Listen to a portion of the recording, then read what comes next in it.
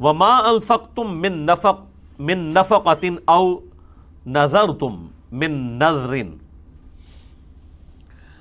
اور جو کچھ بھی تم مال خرچ کرتے ہو اللہ کی راہ میں یا جو منت مانتے ہو تو یقیناً فإن اللہ یعلمہ، یقیناً اللہ تعالیٰ اس کو جانتا ہے. وما للظالمین من انصار، اور ظالموں کا کوئی مددگار نہیں ہوگا. یعنی اللہ تعالیٰ کو پتا ہے تم نے اخلاص کے ساتھ کیا یا نہیں کیا، ایون چھپا کے بھی کیا تو ٹینشن نہیں لینی کہ اللہ کو کیسے پتہ چلے گا، اللہ کو ہر چیز کا پتہ ہے. تو یہ عقل مندی کا تقاضا بھی یہی ہے، سمجھداری کا تقاضا بھی یہی ہے کہ انسان اپنے مال کو ہمیشہ کے لیے محفوظ کر لے اللہ کی راہ میں خرچ کر کے. لیکن اس میں ایگزیجریشن بھی نہیں ہونی چاہیے، یہ بھی ذرا ذہن میں رکھیے گا.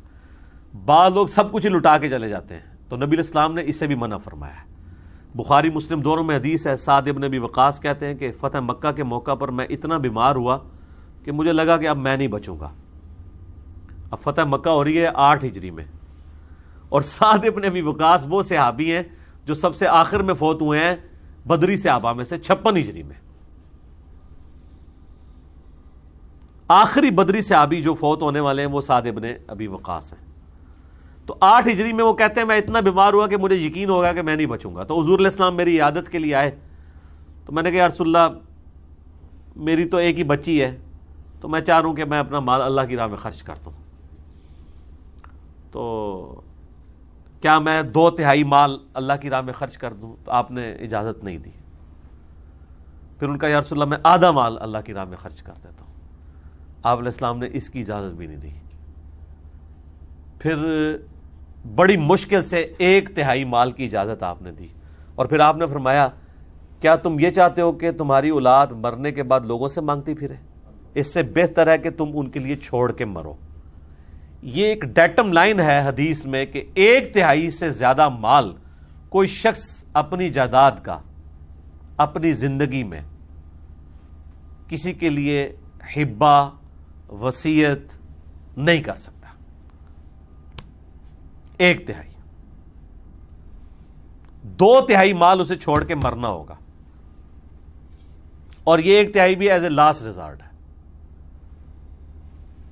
بعض لوگ یہ کرتے ہیں کہ وہ جناب آدھی سے زیادہ جائیداد ہی اللہ کی راہ میں دے دیتے ہیں، کہتے ہیں جی اللہ نے دیے اتنا ہوا تو میں خرچ کر دوں، اپنے ہاتھوں خرچ کر جاؤں. یعنی ان کو یہ امید نہیں ہوتی کہ ہماری اولاد پیچھے سے یہ کرے گی، تو اولاد کی ایسی تربیت کرے نا کہ اولاد بھی اللہ کے کاموں میں لگائے اس کے.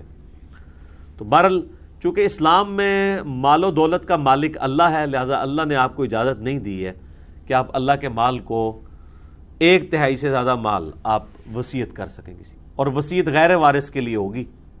وصیت یہ ہوتی ہے کہ میرے مرنے کے بعد فلاں کو ملے، وہ وارث کو نہیں آپ کر سکتے، کیونکہ وارث کو وہی ملنا ہے جو آپ کے وراثت کے قوانین آئے ہیں سورہ نساء کے اندر. ہاں حبہ آپ اپنی زندگی میں کر سکتے ہیں، وارث کو بھی کر سکتے ہیں، لیکن وہ اپنی زندگی میں اپنے ہاتھوں سے دینا ہوگا. لیکن اپنی زندگی میں وراثت آپ تقسیم نہیں کر سکتے، کیونکہ یہ تو پتہ ہی نہیں پہلے کس نے مرنا ہے. یہ تو سعد ابن ابی وقاص کو نہیں پتا انہوں نے مر جانا ہے کہ نہیں مرنا، تو آپ کو کیسے پتا ہے؟ مرنے کے بعد وراثت تقسیم ہوتی ہے. اکثر لوگ کہتے ہیں جی میں اپنے ہتھے ہی دے جاواں، پچھو لڑتے رہن گے. لڑنا انہوں نے پھر بھی ہے پچھو، بے فکر وہ ہتھی دے بھی جاؤ پھر بھی لڑن گے، کیونکہ ذرا سا اونچ نیچ ہوگی نہ تو انہوں نے کہنا ہے پیو نو پٹو پا لیا سی، اے نکے والے نے اے وڈے والے نے. لڑنا انہوں نے ہے جے، یہ ذہن چ رکھنا. اللہ یہ کہ جس کو خوف خدا ہوگا وہ تو معاملہ الگ ہے. تو اللہ تبارک و تعالیٰ اس چیز کو ناپسند کرتا ہے کہ کوئی شخص جو ہے وہ سارا مال ہی اللہ کی راہ میں لوٹا دے اور پھر پچھلے جو ہیں وہ مانگتے پھریں. اس چیز کو نبی علیہ السلام نے ناپسند فرمایا. یہی وہ چیز ہے جسے دین کی سمجھ بوجھ کا نام دیا گیا ہے، جو بخاری اور مسلم دونوں میں حدیث ہے. اللہ تعالیٰ جس کے ساتھ بھلائی کا ارادہ فرماتا ہے اسے دین کی فقہ عطا فرما دیتا ہے، اور اللہ عطا فرماتا ہے میں تقسیم کرتا ہوں. یعنی علم دین اللہ نے عطا فرمایا، تقسیم میرے ذریعے ہوتا ہے. یہ آدھی حدیث وہ بریلوی کوٹ کرتے ہیں نا کہ رزق بھی جو ہے وہ اللہ دیتا ہے اور نبی علیہ السلام تقسیم کرتے ہیں. یہ دین کے علم کی بات ہو رہی ہے، اور ظاہر دین تو ہم نبی علیہ السلام سے ہی سیکھیں گے.